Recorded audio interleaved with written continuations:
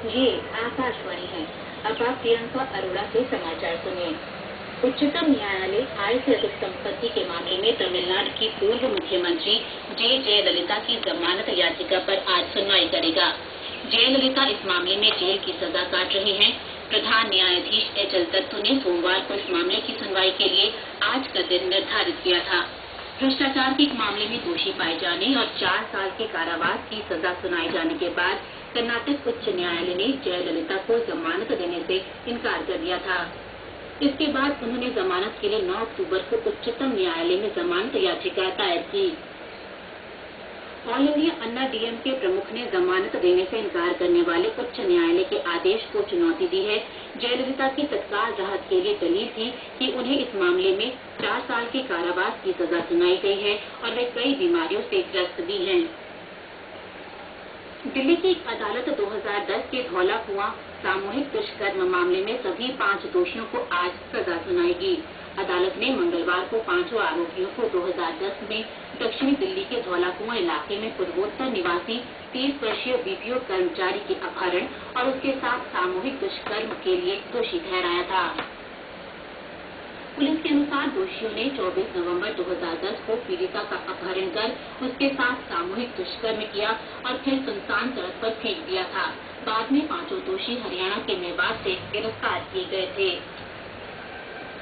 सरकार ने देश में आलू की उपलब्धता बढ़ाने और इसकी बढ़ती कीमतों पर काबू पाने के लिए पहली बार आलू का आयात करने का निर्णय लिया है। कृषि सचिव आशीष भोगड़ा ने कल कहा कि राष्ट्रीय कृषि सहयोग विपणन परिसंघ जल्द ही इसके लिए निविदा जारी करेगा। उन्होंने कहा कि निविदा इसी महीने जारी की जाएगी ताकि आलू अगले महीने तक भारत पहुंच जाए। श्री भोगड़ा ने कहा कि आलू का आयात यूरोप और पाकिस्तान जैसे देशों से किया जाएगा।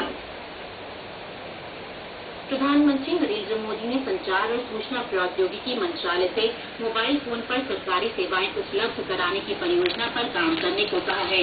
कल नई दिल्ली में साइबर सुरक्षा और साइबर प्रशासन पर सम्मेलन में संचार और सूचना प्रौद्योगिकी मंत्री रविशंकर प्रसाद ने ये जानकारी दी।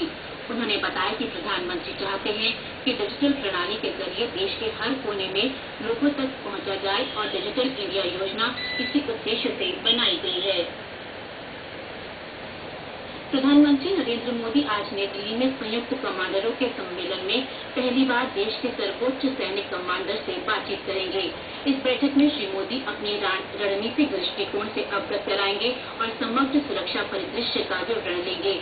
तीनों सैन्य सेवाओं के कमांडरों के संयुक्त सम्मेलन में पाकिस्तान द्वारा संघर्ष विराम के उल्लंघन और चीन से लगी सीमा पर हुई घटनाओं के बारे में चर्चा होने की संभावना है। चीफ ऑफ स्टाफ कमेटी के अध्यक्ष और वायुसेना प्रमुख अरूप राहत तीनों सेनाओं से संबंधित मुद्दों से प्रधानमंत्री को अवगत कराएंगे। नौसेना प्रमुख आर.के. धवन और सेना अध्यक्ष दलबीर सिंह सुहाग भी अंतर्राष्ट्रीय और क्षेत्रीय परिदृश्यों का विवरण देंगे। दिन भर के सम्मेलन को रक्षा मंत्री अरुण जेटली, विदेश मंत्री सुषमा स्वराज और गृह मंत्री राजनाथ सिंह भी संबोधित करेंगे। अरविंद सुब्रमण्यम को भारत का नया मुख्य आर्थिक सलाहकार नियुक्त किया गया है। पदभार ग्रहण करने के बाद मीडिया से बातचीत में श्री सुब्रमण्यम ने कहा कि आशा, अवसर और गतिशीलता का भाव बना हुआ है और आने वाले दिनों में भारतीय अर्थव्यवस्था में वृद्धि की उम्मीद है। अमेरिका स्थित अर्थशास्त्री Shri Subramanian Peterson Institute of International Economics के सीनियर फेलो हैं। आंध्र प्रदेश सरकार ने हुदहुद तूफान से फसल नष्ट होने वाले किसानों और मछुआरों के मुआवजे में बढ़ोतरी की है। गन्ने और धान जैसी फसल पर मुआवजा प्रति हेक्टेयर 10,000 से बढ़ाकर 15,000 रूपए कर दिया गया है। केले की प्रति हेक्टेयर फसल पर मुआवजा 24,000 रूपए से बढ़ाकर 25,000 और आम की फसल पर प्रति हेक्टेयर मुआवजा 15,000 रूपए से 20,000 रूपए किया गया है। राज्य सरकार ने तूफान में नौकाएं और मछलियों के जाल क्षतिग्रस्त होने वाले मछुआरों के लिए भी सहायता बढ़ाई है। तुर्की संयुक्त राष्ट्र सुरक्षा परिषद में जगह पाने में सफल नहीं हो पाया है। परिषद के 5 अस्थायी सदस्यों के लिए हुए चुनाव में वेनेजुएला, अंगोला, मलेशिया, न्यूजीलैंड और स्पेन को चुना गया है।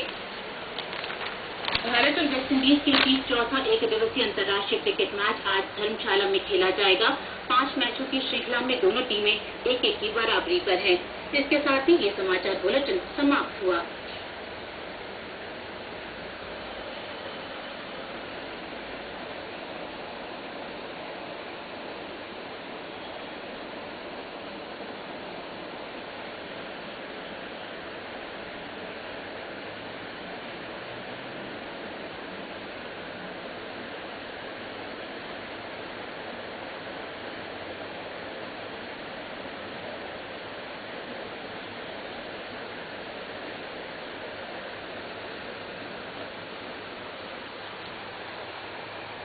with her bail.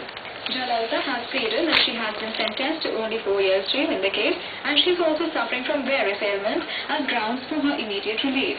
Meanwhile, a petition has been moved in the Supreme Court seeking a direction to shift Jayalalitha from Bangalore to Central Prison, Chennai. The issue is likely to be raised today when the apex court hears the bail plea of Jayalalitha. A Delhi court will today pronounce the quantum of punishment for the 5 convicts in the 2010 Dhola Kuan gang rape case. The court on Tuesday had convicted all the 5 accused of abducting and gang raping a 30-year-old BPO executive from the northeast in South Delhi's Dhola Kuan area in 2010.